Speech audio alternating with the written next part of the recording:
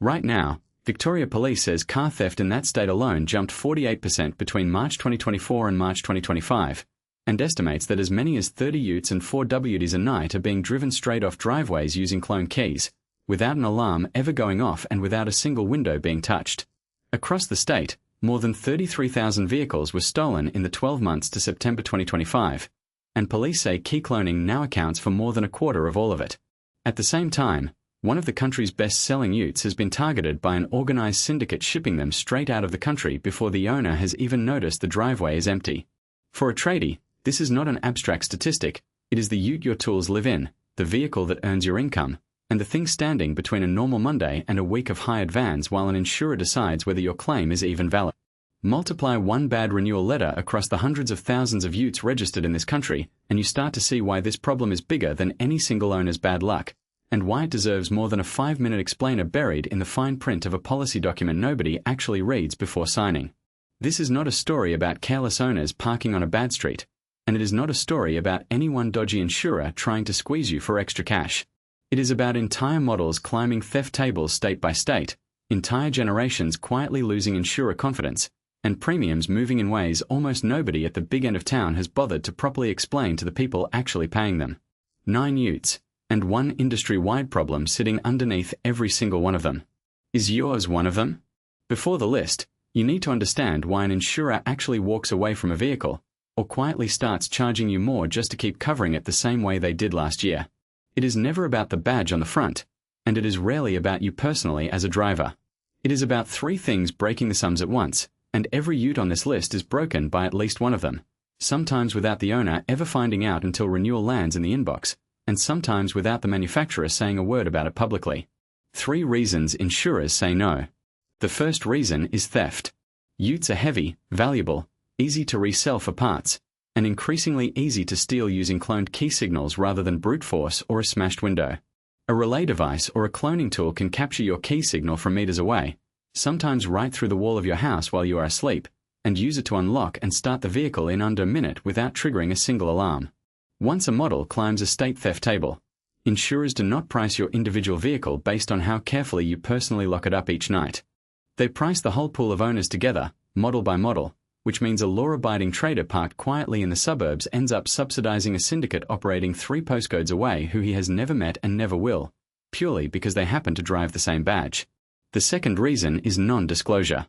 Utes get modified more than almost any other vehicle category on Australian roads: bull bars, canopies, GVM upgrades, long-range fuel tanks, drawer systems, second batteries, snorkels, and if that work is not engineered, certified, and formally reported to the insurer, the entire policy can be treated as based on misrepresented risk from the very first day it was written.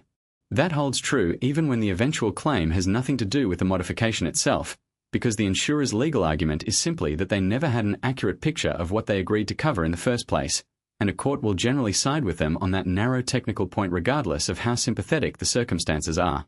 The third reason is repair cost and unknown risk. Modern utes carry cameras, radar, and increasingly high-voltage batteries, and every one of those components turns what used to be a simple bump or a cracked windscreen into a specialist job with a much bigger bill attached, often requiring diagnostic and calibration equipment a small independent workshop simply does not own and cannot justify buying for occasional use. New technology with a thin Australian claims history is the hardest thing in the world for an underwriter to price with any real confidence, which is exactly the position some of the newest utes on our roads are sitting in right now, whether their owners realize it or not when they sign the finance paperwork at the dealership. Theft, non-disclosure, and repair cost. Keep those 3 in mind as we go, because every single entry on this list is broken by at least one of them, and a couple are broken by 2 mechanisms at once, which is exactly why they sit where they do on this countdown rather than somewhere else entirely. None of these 3 mechanisms are unique to utes specifically, but utes concentrate all 3 at once in a way few other vehicle categories do, which is exactly why this segment of the Australian market is worth a video this long rather than a quick 60-second warning. Number 9, Isuzu D-Max, NSW Boxer Trend Data. Number 9, the Isuzu D-Max. This one will not show up on the flashy national theft tables the way the Hilux or the Land Cruiser does, and that is exactly why it belongs here first. The NSW Bureau of Crime Statistics and Research, the state's own official crime data agency, published research tracking the 5 years to March 2023 and specifically flagged Isuzu as one of the vehicle makes with the largest percentage increase in theft over that period, sitting alongside Kia, Jeep, Land Rover, and Volkswagen. Isuzu is a two-model brand in this country, the D-Max Ute and its MUX wagon cousin, which means a brand-level increase like that overwhelmingly reflects what is happening to D-Max numbers specifically on the road, since there is very little else in the Isuzu range to spread that figure across. The mechanism here is different to the Hilux story. This is not a vehicle everyone already knew was a target. It is a rising number moving in the wrong direction as the D-Max has grown from a niche alternative into one of the best-selling utes in the country, which means insurers are working with a much shorter and more volatile trend line than they have for a nameplate that has already spent a decade on national theft tables. Isuzu itself markets the D-Max's factory engine immobilizer as a feature that can assist with reduced comprehensive premiums through some insurers, which tells you the manufacturer is already well aware this is a conversation buyers are having at renewal time. If you own a D-Max, the smart move is not panic, it is simply asking your insurer directly whether they are pricing your specific model against the older, more stable Toyota and Ford theft data, or against the newer, faster-moving trend Isuzu is currently sitting inside, because the honest answer changes what a fair premium actually looks like for you this year, and most owners never think to ask the question outright, largely because nobody at the dealership ever raises it during the sale. When the conversation is entirely focused on towing capacity and fuel economy, rather than what happens years later at renewal time. Number 8. Nissan Navara and Mitsubishi Triton. Number 8. The Nissan Navara and the Mitsubishi Triton. Insurance data compiled by RAA in South Australia, covering targeted vehicles from January 2023 through to January 2026, put the Navara at 9% of all targeted thefts and the Triton at 6%. Both sitting comfortably inside the state's top 10 most stolen vehicles alongside the Toyota Camry and the aging Ford Falcon. What links the Navara and the Triton is not flashiness. It is exactly the same profile that makes them good work utes in the first place. They are common on trader fleets right across the country. They are affordable to move on quickly through informal channels once stripped, and older examples in particular carry keyless and remote entry systems that predate the current generation of anti-cloning encryption fitted to newer models. Because Nissan and Mitsubishi share more platform and supplier history than most buyers realize, right down to a badge-engineered version of the current Triton now wearing a Navara badge for the newest generation. A security weakness identified on one often applies to the other across several model years running, which effectively doubles the pool of vulnerable vehicles on the road for anyone running the same bypass tool without needing to develop a second method. If you drive a Navara or a Triton built before the most recent generation update, a steering lock is genuinely worth the $20 it costs, and if you have the option of a dealer-fitted supplementary immobilizer, it is one of the few upgrades that can lower your premium and your theft risk in the very same afternoon, rather than one improving at the expense of the other the way many security upgrades do.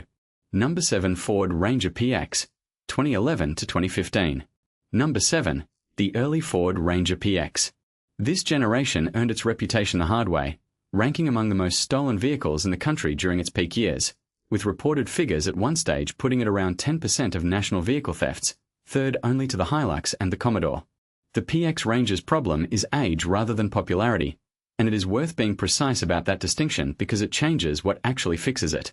Its security architecture predates the stronger encryption and updated immobilizer technology fitted to the current next-gen Ranger, which makes older examples a genuinely softer target for the same electronic bypass tools being used against other aging utes on this list, since the underlying vulnerability is often shared across an entire generation of vehicles rather than being unique to one badge or one factory.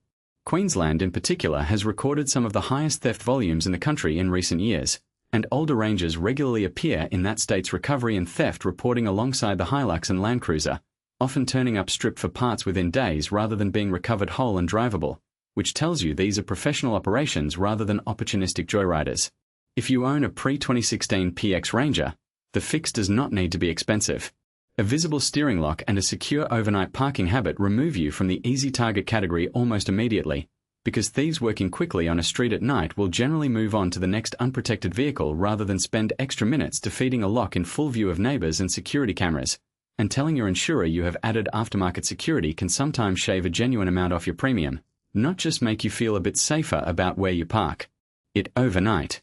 Number 6. Toyota Land Cruiser 200-300 Series and Prado 150 Series. Number 6. The Toyota Land Cruiser and the Prado. This one is a newer problem layered on top of an old favorite. Through late 2025 and into early 2026, Victorian authorities linked an organised crime syndicate to the theft of Land Cruisers and Prado specifically for export. Cars gone within hours of being taken, loaded into shipping containers and gone before most owners have even noticed the driveway is empty the next morning. The Prado climbed from 20th position on Victoria's most stolen vehicle list to 9th in the space of a single year, and the Land Cruiser cracked the state's top 10 for the first time in early 2026, a sharp and sudden shift for a nameplate that had barely registered on theft tables a few years earlier. Queensland tells a similar story, where total theft claims more than doubled in 2024 alone, with the Land Cruiser and Hilux topping that state's list as well, suggesting this is a coordinated national trend rather than one state's local problem. This is not random opportunism from a bored teenager looking for a joyride. Export-focused theft rings specifically target vehicles that hold strong resale value overseas, and few Australian utes or wagons hold value the way a Land Cruiser platform does, particularly once it is broken down and shipped as individually numbered parts rather than moved whole through a port, where it is far harder for authorities on either end to trace and intercept. If you own a Land Cruiser or a Prado, a fitted, insurer-recognized tracking device is now doing more heavy lifting than almost any other single security measure, because the entire business model of an export syndicate depends on speed between the theft and the vehicle disappearing into a sealed container, and speed is exactly what a tracker takes away from them at the one point in the chain they cannot easily work around or route around. 5 Holden Commodore UTES VF 2007 or 2017. Number 5. And this one will surprise plenty of you, the Holden Commodore Ute. Nobody expects a car that stopped being built in 2017 to top a modern theft list, yet in Victoria the Commodore remains the single most stolen model in the state by a wide margin, with close to 1,500 reported thefts in a single recent year, comfortably ahead of the Hilux and Corolla sitting behind it on the same table. New South Wales tells the same story from a slightly different angle. Government crime statistics researchers there have specifically flagged Holden as one of the vehicle makes with the highest overall rate of theft in the state, alongside Jeep and Land Rover, two brands most owners would assume sit in a completely different risk category altogether. The reason is straightforward once you think it through properly. There are still enormous numbers of Commodore Utes on the road well over a decade after most of them were built. They were never fitted with the layered electronic security modern Utes carry as standard equipment, and Holden's discontinued status means fewer owners are actively thinking about upgrading their security setup a decade or more after buying the car, because there is no dealership prompting them to do it at their next scheduled service. If you still run a VE or VF Commodore Ute, a basic steering lock and a false sense of security are not the same thing, and it is worth checking whether your insurer offers any premium reduction for aftermarket immobilizers, because on a car this old, quite a few of them genuinely do, and it is a conversation most Commodore Ute owners have simply never had with their broker. Number 4. Toyota Hilux, 2015 to 2026, key cloning era. Number 4. The Toyota Hilux, and this is where the key cloning story gets personal. The Hilux consistently ranks as the second most stolen vehicle in the country, sitting around 12% of all reported vehicle thefts nationally, and in Victoria alone it recorded more than 700 thefts in a single recent year.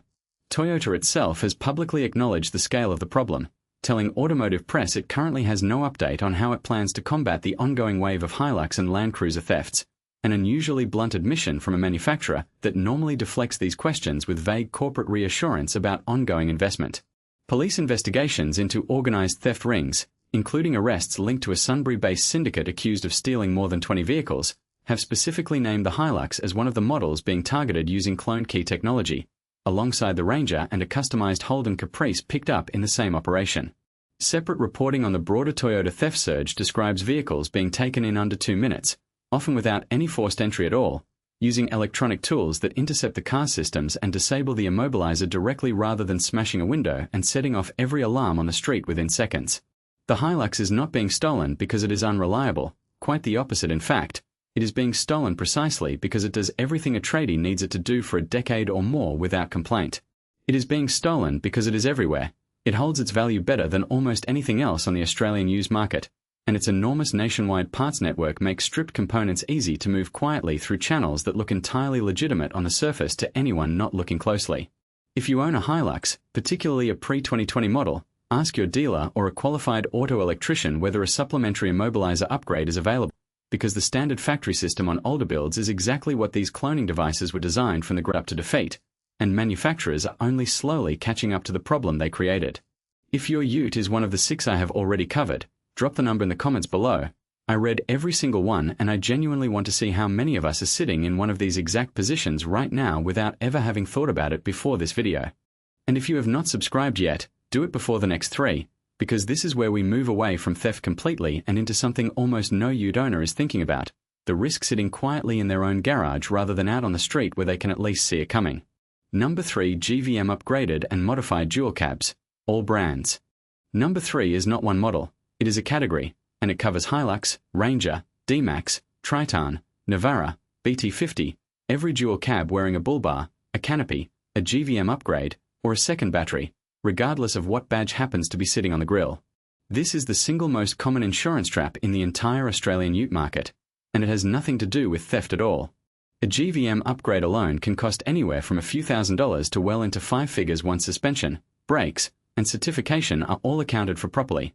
And if that upgrade lacks a proper engineer certification for your state, insurers can lawfully refuse to pay out on a claim, arguing the vehicle's true risk profile was never accurately declared to them in the first place regardless of how the accident actually happened on the day. The same principle applies to undisclosed accessories more broadly across the board, not just the big structural changes.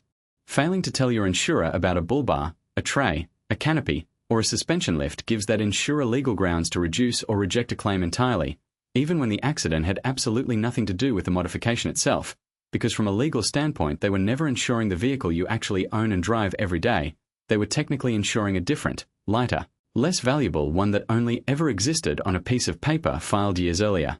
Each state runs its own compliance framework on top of this general principle, from New South Wales Vehicle Standards Bulletin 14 through to Queensland's specific code of practice for light vehicle modifications, which means a setup that is perfectly legal and fully certified in one state can be technically non-compliant the moment the vehicle crosses a border for a job, a holiday, or a family visit interstate. This catches out tradies constantly, because a GVM upgrade or a canopy gets treated as routine kit for the job, the sort of thing you would mention to a mate over a beer at the end of the week, not as something worth a phone call to the insurer's call center during business hours. If you run a modified dual cab of any brand, the fix is one phone call. Confirm your GVM upgrade has a valid engineering certificate recognized in your state, and make sure every accessory you have added since the day you drove the ute out of the dealership is written into your policy, not just the ones you happen to remember off the top of your head on the day you actually call.